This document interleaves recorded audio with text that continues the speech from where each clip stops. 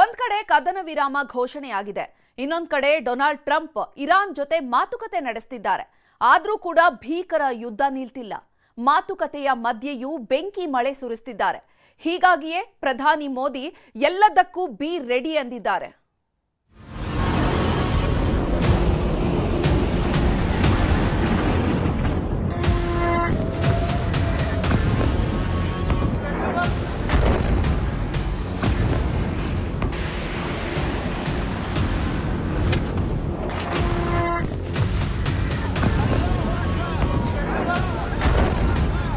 ಮಧ್ಯಪ್ರಾಚ್ಯದಲ್ಲಿ ಮಹಾಯುದ್ಧ ನಿಲ್ಲುವ ಲಕ್ಷಣಗಳೇ ಗೋಚರಿಸುತ್ತಿಲ್ಲ.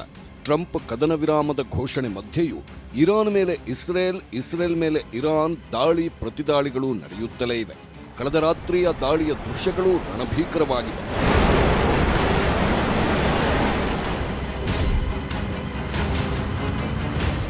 ಇರಾನ್ನ ಇಂಧನ ಕೇಂದ್ರ ಗುರಿಯಾಗಿಸಿ ದಾಳಿ ಮಾಡಲ್ಲ ಅಂತ ಅಮೆರಿಕ ಹೇಳಿದ್ರೂ ಕೂಡ ಇಸ್ರೇಲ್ ಮಾಡಿದೆ. ಇಸ್ಫಹಾನ್ ಮತ್ತು ಕೊರಮ್ಶಹರ್ ತೈಲ ಘಟಕದ ಮೇಲೆ ದಾಳಿ ಮಾಡಿದ್ದು ಧಗಧಗನೆ ಹೊತ್ತಿ ಉರಿದಿವೆ. ಕುವೈತ್ ಮೇಲೆ ಕ್ಷಿಪಣಿ ಡ್ರೋನ್ಗಳಿಂದ ಇರಾನ್ ದಾಳಿ ಮಾಡಿದೆ. ಇರಾನ್ ಕ್ಷಿಪಣಿ ಡ್ರೋನ್ ಹೊಡೆದುರುಳಿಸಿದ ಇಸ್ರೇಲ್ ವಿದ್ಯುತ್ ಪ್ರಸರಣದ ಘಟಕ ಮೇಲಿನ ದಾಳಿಯಿಂದ ವಿದ್ಯುತ್ ಕಟ್ಟಾಗಿದೆ. ಇಸ್ರೇಲ್ನ ಟೆಲ್ ಅವೀವ್ ಮೇಲೆ ಇರಾನ್ ಕ್ಷಿಪಣಿ ದಾಳಿ ಮಾಡಿದೆ. ಇಸ್ರೇಲ್ ಮಿಲಿಟರಿ ನೆಲೆಗಳ ಮೇಲೂ ದಾಳಿ ಆಗುತ್ತಲೇ ಇದೆ. ಇಸ್ರೇಲ್ ಮಿಲಿಟರಿಯ ಹಲವು ಯೋಧರು ಸಾವನ್ನಪ್ಪಿದ್ದಾರೆ. ಇಸ್ರೇಲ್ನ ಜೆರುಸಲೆಂ ಮೇಲೆ ಇರಾನ್ ದಾಳಿ ನಡೆಸುತ್ತಿದೆ. ಬೃಹತ್ ಕಟ್ಟಡದ ಮೇಲೆ ಇರಾನ್ ಬ್ಯಾಲಿಸ್ಟಿಕ್ ಕ್ಷಿಪಣಿ ಹಾಗೂ ಡ್ರೋನ್ಗಳಿಂದ ದಾಳಿ ಮಾಡಿದೆ.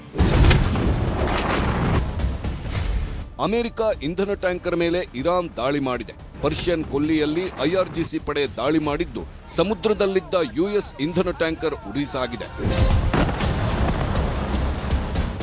ಹೆಜ್ಬುಲ್ಲಾ ಮೇಲೆ ಇಸ್ರೇಲ್ ನಿರಂತರ ದಾಳಿ ಮಾಡಿದೆ. ಸೌತ್ ಬೈರುತ್ನ 7 ಪ್ರದೇಶಗಳ ಮೇಲೆ ಅಟ್ಯಾಕ್ ಮಾಡಿದ್ದು ಹಲವು ಕಟ್ಟಡಗಳು ಧ್ವಂಸವಾಗಿವೆ. 2 ಸಾವಾಗಿದೆ. ರಾತ್ರಿ ಇಡೀ ಭೀಕರ ದಾಳಿ ಬಳಿಕವೂ ಬೆಳಕಾದ್ಮೇಲೂ ಇರಾನ್ ಪಡೆಗಳು ಮುಗಿಬಿದ್ದಿವೆ. ಇಸ್ರೇಲ್ನ ಟೆಲ್ ಅವೀವ್ನ ಕಟ್ಟಡಗಳು ಟಾರ್ಗೆಟ್ ಆಗಿದ್ದು ಬ್ಯಾಲಿಸ್ಟಿಕ್ ಕ್ಷಿಪಣಿ ಘಟಕಗಳ ಮೇಲೆ ದಾಳಿ ಮಾಡಿ ಧ್ವಂಸ ಮಾಡಲಾಗಿದೆ. ದಾಳಿಯಲ್ಲಿ 6 ಜನರಿಗೆ ಗಾಯಗಳಾಗಿವೆ. ಯುದ್ಧದ ಭೀಕರತೆ ದಿನೇ ದಿನೇ ಹೆಚ್ಚಾಗುತ್ತಿರುವಾಗಲೇ ಡೊನಾಲ್ಡ್ ಟ್ರಂಪ್ ಹಾಕಿರುವ ಡೆಡ್ಲೈನ್ ರಹಸ್ಯ ಏನು ಎಂಬೆಲ್ಲ ಚರ್ಚೆಗಳೂ ಇದೀಗ ಹುಟ್ಕೊಂಡಿದೆ. ಇರಾನ್ಗೆ 5 ದಿನಗಳ ಡೆಡ್ಲೈನ್ ಕೊಟ್ಟಿರುವ ಹಿಂದೆ ಮೆಗಾ ಪ್ಲಾನ್ ಏನಾದರೂ ಇದೆಯಾ ಎಂಬ ಪ್ರಶ್ನೆಗಳೂ ಎದ್ದಿವೆ. ಪಶ್ಚಿಮ ಏಷ್ಯಾದಲ್ಲಿ ಮತ್ತಷ್ಟು ಶಕ್ತಿ ಹೆಚ್ಚಿಸಲು ಟ್ರಂಪ್ ಪ್ಲಾನ್ ಮಾಡಿದ್ದಾರೆ. ಶುಕ್ರವಾರದೊಳಗೆ ಪಶ್ಚಿಮ ಏಷ್ಯಾಕ್ಕೆ ಅಮೆರಿಕಾದ ನೌಕಾಪಡೆ ಎಂಟ್ರಿ ಕೊಡುವ ಪ್ಲಾನ್ ಇದೆಯಾ ಅಂತಾನೂ ಚರ್ಚೆಗಳು ಆಗ್ತಿವೆ. ಪಶ್ಚಿಮ ಏಷ್ಯಾದತ್ತ ಸಾವಿರಾರು ನೌಕಾಪಡೆಗಳು ಎಂಟ್ರಿ ಕೊಡುತ್ತಿದ್ದು ತನ್ನ ಮಿಲಿಟರಿ ಶಕ್ತಿ ಹೆಚ್ಚಿಸಿಕೊಳ್ಳಲು ಟ್ರಂಪ್ ಮಾಸ್ಟರ್ ಪ್ಲಾನ್ ಮಾಡಿದ್ದಾರೆ ಎಂದೇ ಹೇಳಲಾಗ್ತಿದೆ. ಅಮೆರಿಕಾದೊಂದಿಗೆ ಇಸ್ರೇಲ್ ಸೇನಾಪಡೆಗಳೂ ಕೂಡ ಹಾರ್ಮುಜ್ ಸುತ್ತ ಜಮಾವಣೆಯಾಗ್ತಿವೆ. ಅಮೆರಿಕ ಜೊತೆ ಮಾತುಕತೆಗೆ ಇರಾನ್ ಒಪ್ಪಿಗೆ. ಟ್ರಂಪ್ ಜೊತೆ ಮಾತುಕತೆಗೆ ಮುಜ್ತಬಾ ಖಮೇನಿ ಒಪ್ಪಿಗೆ. ಟ್ರಂಪ್ ಡೆಡ್ಲೈನ್ ಸಾವಿರಾರು ನೌಕಾಪಡೆ ಜಮಾವಣೆಗೆ ಹೆದರಿತ ಇರಾನ್ ಎಂಬ ಪ್ರಶ್ನೆ ಇದೀಗ ಸಹಜವಾಗೇ ಎದ್ದಿದೆ. ಹೀಗಾಗಿ ಅಮೆರಿಕಾದೊಂದಿಗೆ ಇರಾನ್ ಸಂಧಾನದ ಮಾತುಕತೆಗೆ ಮುಂದಾಗಿದೆ. ಕೊಲ್ಲಿ ರಾಷ್ಟ್ರಗಳ ಯುದ್ಧ ಶಮನಗೊಳಿಸುವ ಯತ್ನಗಳು ನಡೆದಿದ್ದು ಟ್ರಂಪ್ ಜೊತೆ ಮಾತುಕತೆಗೆ ಮುಜ್ತಬಾ ಖಮೇನಿ ಒಪ್ಪಿಗೆ ಸೂಚಿಸಿದ್ದಾರೆ ಎಂದೇ ಹೇಳಲಾಗ್ತಿದೆ. ಆದರೆ ಮಾತುಕತೆ ವೇಳೆ ಟ್ರಂಪ್ ಹಾಕುವ ಷರತ್ತುಗಳನ್ನು ಒಪ್ಪಿಕೊಳ್ತಾರಾ ಖಮೇನಿ ಎಂಬ ಅನುಮಾನ ಮೂಡಿದೆ. ಸಂಧಾನದ ಪ್ರಾಥಮಿಕವಾಗಿ ವೈಟ್ ಹೌಸ್ ಟೆಹರಾನ್ ನಡುವೆ ಈಗಾಗಲೇ 1 ಸುತ್ತಿನ ಮಾತುಕತೆ ನಡೆದಿದೆ. ಟ್ರಂಪ್ ಖಮೇನಿ ಜೊತೆ ನೇರ ಮಾತುಕತೆಗಳ ಸಾಧ್ಯತೆಗಳಿದ್ದು ಆ ಮಾತುಕತೆ ಸಕ್ಸಸ್ ಆಗುತ್ತಾ ಎಂಬುದು ಇದೀಗ ಕುತೂಹಲದ ಸಂಗತಿಯಾಗಿದೆ. ಮಧ್ಯಪ್ರಾಚ್ಯ ಯುದ್ಧದಿಂದಾಗಿ ಭಾರತದ ಆರ್ಥಿಕತೆ ಮೇಲೆ ಪರಿಣಾಮ ಬೀರಿದೆ. ಕಚ್ಚಾ ತೈಲ, ಗ್ಯಾಸ್ ಪೂರೈಕೆಯಲ್ಲಿ ವ್ಯತ್ಯಯವಾಗಿದ್ದು ಜನರಲ್ಲಿ ಆತಂಕ ಮೂಡಿದೆ. ಈ ಮಧ್ಯೆ 3 ಸೇನಾಪಡೆಗಳೊಂದಿಗೆ ರಕ್ಷಣಾ ಸಚಿವ ರಾಜನಾಥ್ ಸಿಂಗ್ ಮೀಟಿಂಗ್ ಮಾಡಿದ್ದು ಸೇನಾಪಡೆಗಳ ಸಿದ್ಧತೆಗಳ ಮಾಹಿತಿ ಸಂಗ್ರಹಿಸಿದ್ದಾರೆ. ಸಂಭಾವ್ಯ ದಾಳಿ, ಯುದ್ಧ ವಿಸ್ತರಣೆಯಾದರೆ ಏನು ಮಾಡಬೇಕೆಂಬ ಬಗ್ಗೆ ಚರ್ಚೆ ಆಗಿದೆ. ಕೊಲ್ಲಿ ಯುದ್ಧದಿಂದ ಭಾರತದಲ್ಲಿ ತೈಲಾತಂಕ. ಕೊರೋನಾ ಥರ ಭೀಕರತೆ ಸೃಷ್ಟಿಯಾಗುವ ಆತಂಕ.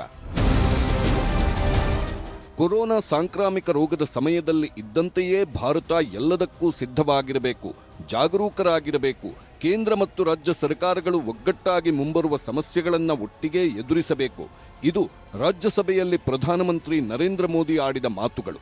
ಒಂದು ಕಡೆ ಇರಾನ್, ಅಮೆರಿಕ, ಇಸ್ರೇಲ್ ಸಂಘರ್ಷದಿಂದ ಇಡೀ ವಿಶ್ವಕ್ಕೆ ಆರ್ಥಿಕ ಬಿಕ್ಕಟ್ಟು ಶುರುವಾಗಿದೆ. LPG ಕೊರತೆ, ಪೆಟ್ರೋಲ್, ಡೀಸೆಲ್ ಕೊರತೆಯೂ ದಿನೇ ದಿನೇ ಜೋರಾಗ್ತಿದೆ. ಹೀಗಿರುವಾಗಲೇ ಪ್ರಧಾನಮಂತ್ರಿ ಮೋದಿ ರಾಜ್ಯಸಭೆಯಲ್ಲಿ ಕೊರೋನಾ ಸಂಕಷ್ಟವನ್ನ ನೆನಪಿಸಿ ಅದೇ ಥರ ಸಮಸ್ಯೆಗಳನ್ನ ಎದುರಿಸೋಣ ಅಂದಿರೋದು ಸಾಕಷ್ಟು ಚರ್ಚೆ ಹುಟ್ಟುಹಾಕಿದೆ. केंद्र और राज्यों ने टीम इंडिया बनकर कोविड मैनेजमेंट का एक बेहतरीन मॉडल सामने रखा था. अलग अलग पॉलिटिकल पार्टी की सरकारें होने के बावजूद टेस्टिंग, वैक्सीनेशन से लेकर जरूरी चीजों की आपूर्ति टीम इंडिया के प्रयासों से ही सुनिश्चित हो पाई थी. ಈ ಎಲ್ಲ ಬೆಳವಣಿಗೆಗಳ ಮಧ್ಯೆಯೇ ಹಾರ್ಮುಜ್ ಜಲಸಂಧಿ ದಾಟಿ ಭಾರತದತ್ತ ಬರುತ್ತಿವೆ LPG ತುಂಬಿರುವ 2 ಹಡಗುಗಳು. ಇರಾನ್ ಜೊತೆಗಿನ ಭಾರತದ ರಾಜತಾಂತ್ರಿಕ ಮಾತುಕತೆ ಫಲಪ್ರದವಾಗಿದ್ದು ಭಾರತದ 2 ಹಡಗುಗಳಿಗೆ ದಾರಿ ಮಾಡಿಕೊಡಲಾಗಿದೆ. LPG ಹೊತ್ತಿರುವ ಜಗ್ವಸಂತ್ ಹಾಗೂ ಪೈನ್ ಗ್ಯಾಸ್ ಹಡಗುಗಳು ಭಾರತದತ್ತ ಸಾಗುತ್ತಿವೆ. 26ನೇ ತಾರೀಕು ಒಂದು, 28ರಂದು ಮತ್ತೊಂದು ಹಡಗು ಭಾರತದ ಬಂದರು ತಲುಪಲಿವೆ. ಕರುನಾಡಲ್ಲಿ ನಿಲ್ತಿಲ್ಲ ಪೆಟ್ರೋಲ್ ಗ್ಯಾಸ್ ಟ್ರಬಲ್. ಪೆಟ್ರೋಲ್ ಸಿಗಲ್ಲ ಅನ್ನೋ ಸುದ್ದಿ ಬೆಳಗಾವಿಯಲ್ಲಿ ಜನರನ್ನ ವಿಚಲಿತರನ್ನಾಗಿಸಿತ್ತು. ಹೀಗಾಗಿ ಎಲ್ಲಾ ಪೆಟ್ರೋಲ್ ಬಂಕ್ನಲ್ಲೂ ವಾಹನ ಸವಾರರ ದಂಡೇ ಸೇರಿತ್ತು. HP ಪೆಟ್ರೋಲ್ ಬಂಕ್ ಬಳಿ ಪೆಟ್ರೋಲ್ಗಾಗಿ ಯುವಕರು ಹೊಡೆದಾಡಿಕೊಂಡಿದ್ದಾರೆ.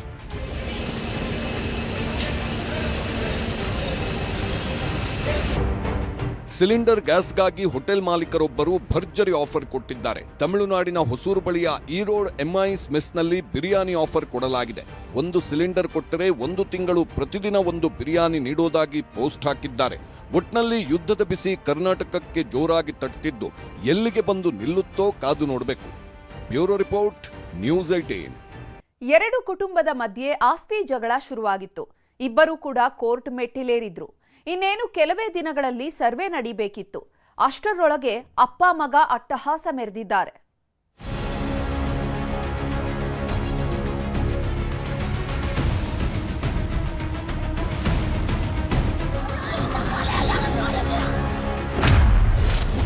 ಅಪ್ಪ ಮಗನ ಅಟ್ಟಹಾಸಕ್ಕೆ ಹರಿಯಿತು ರಕ್ತ ದೋಕುಳಿ. ಎತ್ತಿನ ಗಾಡಿ ಗುದ್ದಿಸಿದ್ರು, ಕೊಚ್ಚಿ ಕೊಚ್ಚಿ ಕೊಲೆ ಮಾಡಿದ್ರು. ಕಲಿಗಾಲ ಅನ್ನೋದು ಇದಕ್ಕೆ ನೋಡಿ. ಒಂದೇ ಊರಿನವರು, ಒಟ್ಟೊಟ್ಟಿಗೆ ಬೆಳೆದವರು, ಅಕ್ಕಪಕ್ಕದ ಜಮೀನಿನವರು ಬೇರೆ. ಅಂಗೈ ಅಗಲ ಜಾಗದ ವಿಷಯಕ್ಕೆ ಜಿದ್ದಿಗೆ ಬಿದ್ದವರು ರಕ್ತದ ಕೋಡಿ ಹರಿಸಿದ್ದಾರೆ.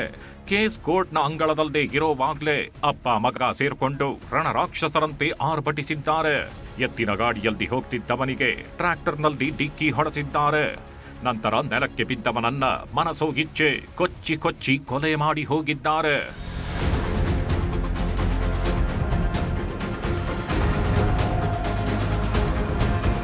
ಇವರ ಹೆಸರು ವೀರಭದ್ರಪ್ಪ ಅಂತ. ಚಿತ್ರದುರ್ಗ ಜಿಲ್ಲೆಗೆ ಕಡ್ಲೆಗುದ್ದ ಗ್ರಾಮದ ನಿವಾಸಿ. ಗಂಡ ಹೆಂಡತಿ ಮಕ್ಕಳ ಜೊತೆ ನೆಮ್ಮದಿಯಾಗಿ ಬದುಕು ನಡೆಸ್ತಿದ್ರು. ಆದ್ರೆ ಕಾಂತರಾಜು ಅನ್ನೋರ ಜೊತೆ ಆಸ್ತಿ ಕಿರಿಕ್ ಶುರುವಾಗಿತ್ತು. ಸರ್ವೆ ಸರಿಯಾಗಿಲ್ಲ, ನಮಗೆ ಜಾಸ್ತಿ ಜಾಗ ಬರಬೇಕು ಅಂತ ಆಗಾಗ ಗಲಾಟೆ ಮಾಡ್ತಿದ್ದ. ಹೀಗಾಗಿ ಇಬ್ಬರು ಪೊಲೀಸ್ ಠಾಣೆ ಮೆಟ್ಟಿಲೇರಿದ್ರು. ಈ ಸಂಬಂಧ ಕೋರ್ಟಿನಲ್ಲಿ ಕೇಸ್ ಸಹ ನಡೀತಿದೆ. ಇನ್ನೇನು ಕೆಲವೇ ದಿನಗಳು ಸರ್ವೆ ಕಾರ್ಯ ನಡೀಬೇಕಿತ್ತು. ಆದ್ರೆ ಅಷ್ಟರೊಳಗೆ ಕಾಂತರಾಜು ಹಾಗೂ ಆತನ ಮಗ ಅಟ್ಟಹಾಸ ಮೆರೆದಿದ್ದಾರೆ. ಆ ವಿಷಯದಲ್ಲಿ ಗಲಾಟೆ ಆಗಿತ್ತು. ಪೊಲೀಸ್ ಸ್ಟೇಷನ್ಗೆ ಹೋಗಿದ್ವಿ, ಎಲ್ಲ ಶಾರ್ಟ್ ಔಟ್ ಆಗಿತ್ತು. ಅಳತೆ ಮಾಡೋಕ್ಕೆಲ್ಲ ಇಬ್ಬರು ಕೊಟ್ಟಿದ್ರು, ನಾವು ಕೊಟ್ಟಿದ್ವಿ, ಅವರು ಕೊಟ್ಟಿದ್ವು. ಸ್ಟೇಷನ್ ಅಲ್ಲೇ ಇತ್ಯರ್ಥ ಆಗ್ಬೇಕಂತಿದ್ವಿ. ಅದೇ ದ್ವೇಷದಲ್ಲಿ ಹಿಂಗೆ ಮಾಡಿದ್ದಾರೆ. ಹಿಡ್ಕೊಂಡು ಹೋಗಿಲ್ಲ ಅಂದ್ರೆ ಜಾಸ್ತಿ ಸ್ಟ್ರಾಂಗ್ ಆಗಿ ಏನು ಇದು ಮಾಡಲೇ ಇಲ್ಲ ಅವರು. ಆಸ್ತಿ ವಿಷಯಕ್ಕೆ ಆಗಾಗ ಖ್ಯಾತೆ ತೆಗೀತಿದ್ದ ಕಾಂತರಾಜು ಊರೂರ ಮುಂದೆಲ್ಲ ಧಮಕಿ ಹಾಕ್ತಿದ್ದಂತೆ. ಹೀಗಾಗಿ ಪೊಲೀಸರಿಗೂ ಈ ಬಗ್ಗೆ ಮಾಹಿತಿ ನೀಡಿದ್ರು. ಆದ್ರೆ ಯಾವುದೇ ಕ್ರಮ ಕೈಗೊಂಡಿರಲಿಲ್ಲ. ಇವತ್ತು ಬೆಳಗ್ಗೆ ವೀರಭದ್ರಪ್ಪ ಎತ್ತಿನ ಗಾಡಿ ಕಟ್ಕೊಂಡು ಹೊಲಕ್ಕೆ ಹೊರಟಿದ್ರು. ಈ ವೇಳೆ ಟ್ರ್ಯಾಕ್ಟರ್ನಲ್ಲಿ ಬಂದ ಕಾಂತರಾಜು ಹಾಗೂ ಆತನ ಮಗ ಏಕಾಏಕಿ ಎತ್ತಿನ ಗಾಡಿಗೆ ಡಿಕ್ಕಿ ಹೊಡೆಸಿದ್ದಾರೆ. ಯಾವಾಗ ವೀರಭದ್ರಪ್ಪ ನೆಲಕ್ಕೆ ಬಿದ್ರು, ಅಪ್ಪ ಮಗ ಸೇರ್ಕೊಂಡು ಮನಸೋಗಿಚ್ಚೆ ಮಚ್ಚಲ್ದಿ ಕೊಚ್ಚಿದ್ದಾರೆ. ಇಡೀ ಮುಖವೇ ಛಿದ್ರ ಛಿದ್ರವಾಗುವಂತೆ ಕೊಚ್ಚಿ ಕೊಲೆ ಮಾಡಿ ಎಸ್ಕೇಪ್ ಆಗಿದ್ದಾರೆ. ದ್ವೇಷ ಅಂದರೆ ಅಷ್ಟೇ ಸರ್, ಹಿಂದೆ ಏನು ಗಲಾಟೆ ಇಲ್ಲ, ಜಸ್ಟ್ 1 ಇಯರ್ದು ಅಷ್ಟೇ ಸರ್. ಏನೋ ಇದ್ರದ್ದೇ ಜಮೀನಿದೊಂದು ಇದಕ್ಕೆ ಅಂತ ಒಂದು ಲೈನಿಂದ ಅಷ್ಟೇ ಪ್ರಾಬ್ಲಮ್ ಇರ್ತಿತ್ತು ಸರ್. ಅವ್ರ ಮಗ ಸರ್ ಮಚ್ಚಲ್ಲಿ ಹೊಡೆದ. ಫಸ್ಟು ಟ್ಯಾಕ್ಟ್ರಿಗೆ ಗುಚ್ಚಿದ್ದಾರೆ ಸರ್ ನಮ್ಮ ಗಾಡಿಗೆ, ಆಮೇಲೆ ಕೆಳಗೆ ಬಿದ್ದ ಮೇಲೆ ಮಚ್ಚ ತೊಗೊಂಡು ಬೆಳ್ಳಂಬೆಳಗ್ಗೆಯೇ ಉರುಳಿದ ಹೆಣಕ್ಕೆ ಇಡೀ ಊರಿನ ಜನರೇ ಬೆಚ್ಚಿ ಬಿದ್ದಿದ್ದಾರೆ. ಸ್ಥಳಕ್ಕಾಗಮಿಸಿದ ಪೊಲೀಸರು ಪರಿಶೀಲನೆ ನಡೆಸಿದ್ದು ಹಂತಕರಿಗೆ ಬಲೆ ಬೀಸಿದ್ದಾರೆ. ಇಲ್ಲಿ ಒಬ್ಬರಿಬ್ಬರು ಐ ವಿಟ್ನೆಸ್ ಜೊತೆ ನಾವು ಮಾತಾಡಿದ್ದೀವಿ. ಒಂದು ಮಚ್ಚಿನಿಂದ ಕೊಲೆ ಮಾಡಿದಾರಂತ ನಮಗೆ ಹೇಳ್ತಾ ಇದ್ದಾರೆ. ಅದನ್ನು ವೆರಿಫೈ ಮಾಡಬೇಕು. ಇದೇ ಒಂದು ಜಮೀನು ವಿಚಾರದಲ್ಲಿ ಇವರ ನಡುವೆ ಎರಡು ಫ್ಯಾಮಿಲೀಸ್ ನಡುವೆ ಸ್ವಲ್ಪ ಡಿಸ್ಪ್ಯೂಟ್ ಇತ್ತು. ಅದು ಕೆಲವು ದಿನಗಳಿಂದ ನಡ್ತಾ ಇದೆ ಅಂತ ಇಲ್ಲಿ ಸ್ಥಳೀಯರು ಹೇಳ್ತಾರೆ. ಸೆಕ್ಯೂರ್ ಆಗಿದ್ದಾರೆ ಅವರು. ಒಬ್ಬ ಜುವೆನೈಲ್ ಆರೋಪಿ ಯಾರಿದ್ದಾರೆ ಅವರು ಸೆಕ್ಯೂರ್ ಆಗಿದ್ದಾರೆ.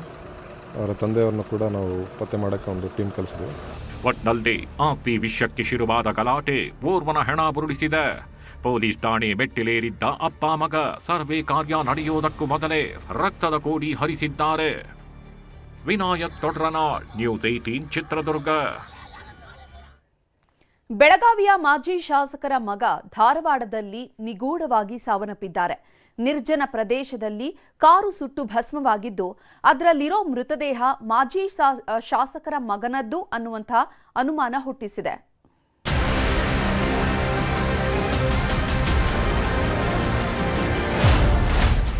ನಿರ್ಜನ ಪ್ರದೇಶ, ಕಾರಲ್ಲಿ ಮಾಜಿ ಶಾಸಕರ ಪುತ್ರ ಭಸ್ಮ. ಕೊಲೆ ಮಾಡಿ ಸುಟ್ಟು ಹಾಕಿದ್ರ ಹಂತಕರು. ಇಲ್ಲಿನ ಚಿತ್ರಣ ನೋಡ್ತಿದ್ರೇನೆ ಗೊತ್ತಾಗಿ ಹೋಗುತ್ತೆ ಇಲ್ಲೇನೋ ನಡೆಯಬಾರದ ಘಟನೆ ನಡೆದು ಹೋಗಿದೆ ಅಂತ. ಯಾರೂ ಓಡಾಡದ ನಿರ್ಜನ ಪ್ರದೇಶ. ಎತ್ತ ನೋಡಿದ್ರೂ ಗಿಡಗಂಟಿಗಳೇ ಕಾಣ್ತಿವೆ. ಇಂಥ ಜಾಗದಲ್ಲೇ ಕಾರೊಂದು ಸುಟ್ಟು ಭಸ್ಮವಾಗಿದೆ. ಇದೇ ಕಾರಲ್ಲಿ ವ್ಯಕ್ತಿಯೊಬ್ಬರು ಕೂಡ ಸುಟ್ಟು ಭಸ್ಮವಾಗಿದ್ದಾರೆ. ಇದನ್ನ ಕಂಡ ಜನ ಅಕ್ಷರಶಃ ಬೆಚ್ಚಿ ಬಿದ್ದಿದ್ದಾರೆ. ಅನಾಮಿಕ ಯಾರು ಅಂತ ಹುಡುಕಿ ಹೊರಟಾಗ ಗೊತ್ತಾಗಿದ್ದೇ ಮಾಜಿ ಶಾಸಕರ ಮಗ ಅಂತ.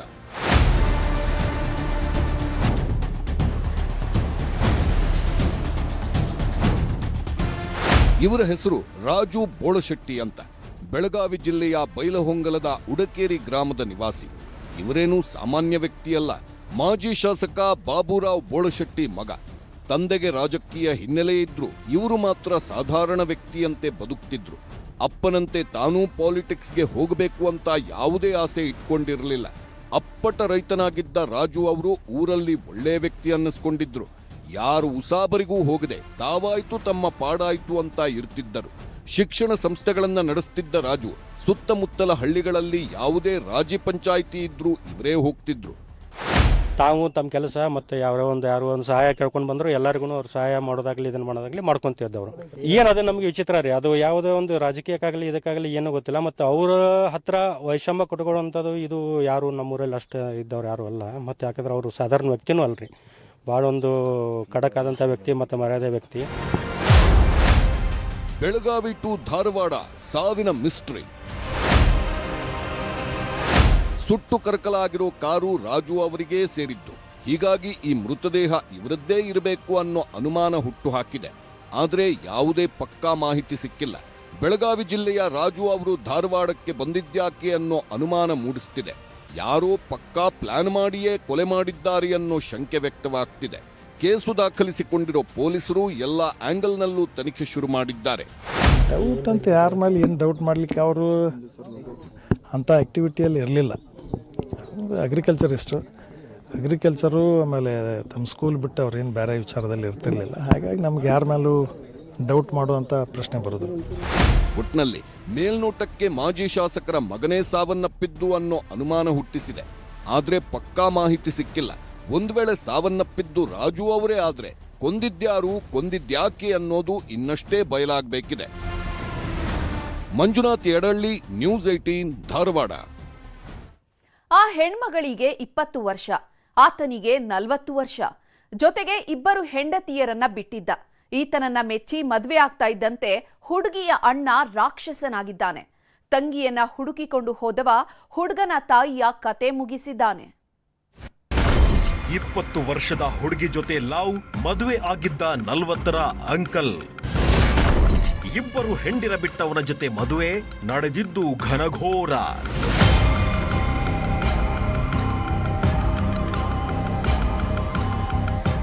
ಮನುಷ್ಯತ್ವ ಅನ್ನೋದು ಸತ್ತೋಗಿ ತುಂಬಾ ವರ್ಷಗಳೇ ಆಗೋಯ್ತು ಬಿಡಿ. ಮನೆತನ ಮರ್ಯಾದೆ ಅಂತ ಬಂದ್ರೆ ಜೀವ ಬಿಡೋದಕ್ಕೂ ಹಿಂದೆ ಮುಂದೆ ನೋಡಲ್ಲ, ಜೀವ ತೆಗೆಯೋದಕ್ಕೂ ಹೆಸಲ್ಲ. ಚಿಕ್ಕಬಳ್ಳಾಪುರ ಜಿಲ್ಲೆಯ ಚಿಂತಾಮಣಿ ನಗರದಲ್ಲೂ ಇಂಥದ್ದೇ ಘಟನೆ ನಡೆದಿದೆ. ತನ್ನ ತಂಗಿಯನ್ನ ಅಂಕಲ್ ಒಬ್ಬ ಪಟಾಯಿಸಿ ಮದುವೆ ಆದ ಅಂತ ಜಿದ್ದಿಗೆ ಬಿದ್ದ ಅಣ್ಣ ಮಾಡಬಾರದ ಕೃತ್ಯ ಮಾಡಿದ್ದಾನೆ. ತನ್ನ ತಂಗಿ ಜೊತೆ 3ನೇ ಮದುವೆಯಾದವನ ತಾಯಿಯನ್ನೇ ಸುಟ್ಟು ಹಾಕಿದ್ದಾರೆ.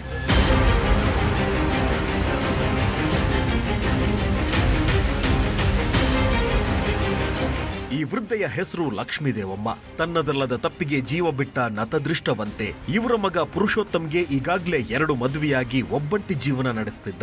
ಈ ಮಧ್ಯೆ 20 ವರ್ಷದ ಶ್ರಾವಣಿ ಅನ್ನೋ ಹೆಣ್ಮಗಳನ್ನ ಪ್ರೀತಿ ಮಾಡೋದಕ್ಕೆ ಶುರು ಮಾಡಿದ್ದ.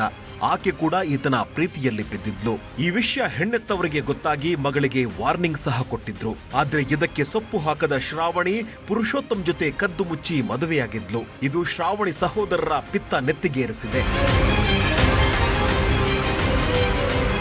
ಮಾರ್ಚ್ 20ನೇ ತಾರೀಕು ಪುರುಷೋತ್ತಮ್ ಮನೆಗೆ ಬಂದ ಒಂದಿಷ್ಟು ಮಂದಿ ನಿಮ್ಮ ಮಗ ಹಾಗೂ ಸೊಸೆ ಎಲ್ಲಿ ಅಂತ ವಿಚಾರಿಸಿದ್ದಾರೆ. ಆಗ ಮನೆಯಲ್ಲೇ ಇದ್ದ ಲಕ್ಷ್ಮೀದೇವಿ ಯಾರೂ ಇಲ್ಲ ಅಂತ ಹೇಳಿ ಕಳಿಸಿದ್ರು. ಮತ್ತೆ ಮಧ್ಯರಾತ್ರಿ ಮನೆಗೆ ಬಂದವರು ಪುರುಷೋತ್ತಮ್ ಹಾಗೂ ಶ್ರಾವಣಿ ಬಗ್ಗೆ ವಿಚಾರಿಸಿದ್ದಾರೆ. ಆಗಲೂ ಗೊತ್ತಿಲ್ಲ ಅಂತ ಹೇಳಿದ್ದಾರೆ. ಇಷ್ಟಕ್ಕೆ ಸಿಟ್ಟಿಗೆದ್ದವರು ತಾವು ತಂದಿದ್ದ ಪೆಟ್ರೋಲ್ ಸುರಿದು ಬೆಂಕಿ ಹಚ್ಚಿದ್ದಾರೆ. ಪ್ರಕರಣ ದಾಖಲಿಸಿಕೊಂಡ ಚಿಂತಾಮಣಿ ಪೊಲೀಸರು ಅಸಲಿ ಕಹಾನಿ ಬಯಲಿಗೆಳೆದಿದ್ದಾರೆ. ಶ್ರಾವಣಿ ಸಹೋದರ ನವೀನ್ ಹಾಗೂ ಆತನ ಸ್ನೇಹಿತನೇ ಈ ದುಷ್ಕೃತ್ಯ ಎಸಗಿದ್ದು ಅನ್ನೋದು ಗೊತ್ತಾಗಿದೆ. ಇತ್ತ 4 ದಿನದಿಂದ ಸಾವು ಬದುಕಿನ ಮಧ್ಯೆ ಹೋರಾಡ್ತಿದ್ದ ಹಿರಿಯ ಜೀವ ಇವತ್ತು ಕೊನೆಯುಸಿರೆಳೆದಿದೆ. ವಿನೋದ್ ಮತ್ತು ನವೀನ್ಗೆ ಅರೆಸ್ಟ್ ಮಾಡಿದ್ದೀವಿ. 2 ಜನ ಹುಡುಗಿದು ಬ್ರದರ್ಸ್ ಇದ್ದಾರೆ. ಯಾರ ಜೊತೆ ವಿಕ್ಟಿಮ್ದು ಮಗ ಮದುವೆ ಮಾಡಿದ್ದಾರೆ ಅವರದು ಬ್ರದರ್ಸ್ ಇದ್ದಾರೆ. ಈ 2 ಜನ ಅವರು ಅದನ್ನು ಅಲ್ಲಿ ಹೋಗಿ ಅವ್ರ ಮೇಲೆ ಪೆಟ್ರೋಲ್ ಅವ್ರ ಮೇಲೆ ಪೋರ್ ಮಾಡಿ ಮೇಲೆ ಸ್ವಲ್ಪ ಬೆಂಕಿ ಹಚ್ಚಿತ್ತು. 35% ಬನ್ಸ್ ಆಗಿತ್ತು ಆ ಲೇಡಿಗೆ. ಬಟ್ ಈಗ ಟ್ರೀಟ್ಮೆಂಟ್ ಟೈಮಲ್ಲಿ ಡೆತ್ ಆಗಿದೆ. ಸೊ ಈ ಕೇಸ್ಗೆ ನಾವು ಮರ್ಡರ್ ಕೇಸ್ಗೆ ಕನ್ವರ್ಟ್ ಮಾಡ್ಕೊಂಡಿದ್ದೀವಿ. ಈಗ ಆರೋಪಿಗೆ ನಾವು ಆಲ್ರೆಡಿ ಅರೆಸ್ಟ್ ಮಾಡಿದ್ದೀವಿ. ಒಟ್ನಲ್ಲಿ ತಂಗಿ ಜೊತೆ ಮದುವೆಯಾದ ಅಂತ ಜಿದ್ದಿಗೆ ಬಿದ್ದವ ಅಮಾಯಕಿಯ ಜೀವ ತೆಗೆದಿದ್ದಾನೆ. ಕೋಪದ ಕೈಗೆ ಬುದ್ಧಿ ಕೊಟ್ಟವ ಕಂಬಿ ಹಿಂದೆ ಸೇರುವಂತಾಗಿದೆ. Dattatreya M, news 18 Chikkaballapur. ಶಿಗ್ಗಾವಿ ಜನರಿಗೆ ಅನುಕೂಲ ಆಗಲಿ ಅಂತ ಸರ್ಕಾರ ಕೋಟಿ ಸುರಿದು ಬೃಹತ್ ಬಸ್ ಡಿಪೋ ನಿರ್ಮಿಸಿದೆ. 4 ತಿಂಗಳ ಹಿಂದೆ ಸಚಿವರು ಕೂಡ ಉದ್ಘಾಟನೆ ಮಾಡಿದ್ರು. ಆದರೆ ಇವತ್ತಿನವರೆಗೂ ಓಪನ್ ಆಗಿಲ್ಲ. ಬಸ್ ಡಿಪೋ ಉದ್ಘಾಟನೆ ಇದುವರೆಗೂ ಶುರುವಾಗಿಲ್ಲ ಕೆಲಸ. ಬಸ್ ಡಿಪೋಗೆ ಬೀಗ ಹಾಕ್ಬಿಟ್ಟಿದ್ದಾರೆ ಸಿಬ್ಬಂದಿ ಉದ್ಘಾಟನೆ ಆದ್ಮೇಲೆ. ಉದ್ಘಾಟನೆಗೆ ಮಾತ್ರ ಸೀಮಿತವಾಯಿತು ಶಿಗ್ಗಾವಿ ಬಸ್ ಡಿಪೋ. 4 ತಿಂಗಳ ಹಿಂದೆ ಓಪನ್, ಈಗ ಮತ್ತೆ ಬಸ್ ಡಿಪೋ ಲಾಕ್. ಎಂತಹ ಕಾಲ ಬಂತು ನೋಡಿ. ಜನನಾಯಕರು ಅನ್ಸ್ಕೊಂಡವರ ಪ್ರಚಾರದ ಹುಚ್ಚಿಗೆ ಜನರು ಪರದಾಡ್ತಿದ್ದಾರೆ. ವೋಟ್ ಹಾಕಿದವರು ಅಲೆದಾಡಿದ್ರೂ ಪರವಾಗಿಲ್ಲ, ತಮಗೆ ಕ್ರೆಡಿಟ್ ಸಿಗಬೇಕು ಅಂತ ನಾನಾ ಸರ್ಕಸ್ ಮಾಡ್ತಾನೆ ಇರ್ತಾರೆ. ಹಾವೇರಿ ಜಿಲ್ಲೆಯ ಶಿಗ್ಗಾವಿಯಲ್ಲೂ ಕೂಡ ಇಂಥದ್ದೇ ಪ್ರತಿಷ್ಠೆಯ ಪರಾಕಾಷ್ಠೆ ಸೃಷ್ಟಿಯಾಗಿದೆ. 4 ತಿಂಗಳ ಹಿಂದೆ ಉದ್ಘಾಟನೆಯಾದ ಬಸ್ ಡಿಪೋ ಇನ್ನೂ ಕೂಡ ಓಪನ್ ಆಗಿಲ್ಲ. ಸಚಿವರು ರಿಬ್ಬನ್ ಕಟ್ ಮಾಡಿ ಹೋಗಿದ್ದು ಬಿಟ್ರೆ ಜನರ ಪರದಾಟಕ್ಕೆ ಮುಕ್ತಿ ಸಿಕ್ಕಿಲ್ಲ. ತರಾತುರಿಯಲ್ಲಿ ಜನನಾಯಕರು ಉದ್ಘಾಟನೆ ಮಾಡಿದ್ದು ಬಿಟ್ರೆ ಡಿಪೋ ಮಾತ್ರ ಓಪನ್ನೇ ಆಗ್ತಿಲ್ಲ.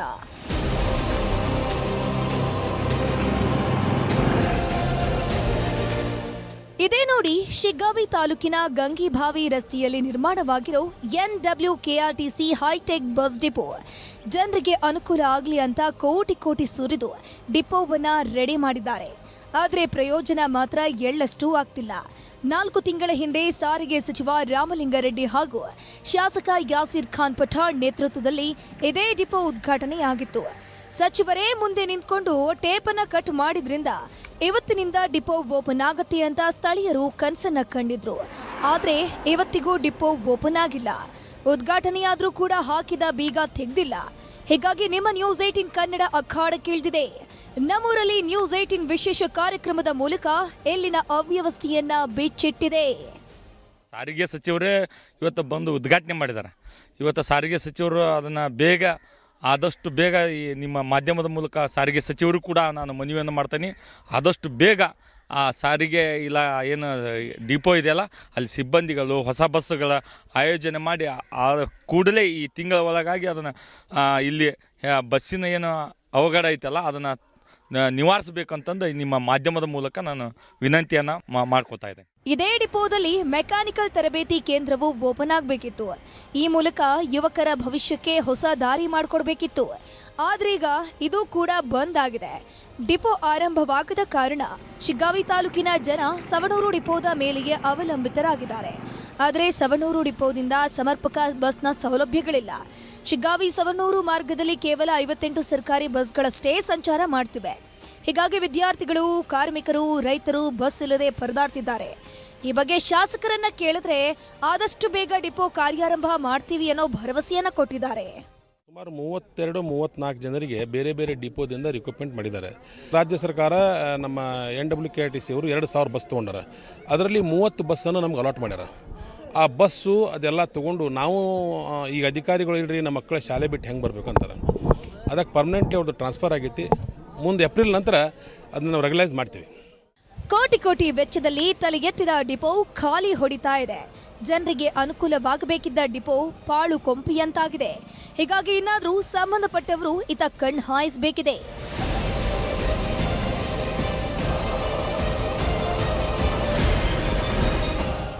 ನಾಗರಾಜ್ ಮಾಕಪೂರ್, ನ್ಯೂಸ್ 18 ಹಾವೇರಿ.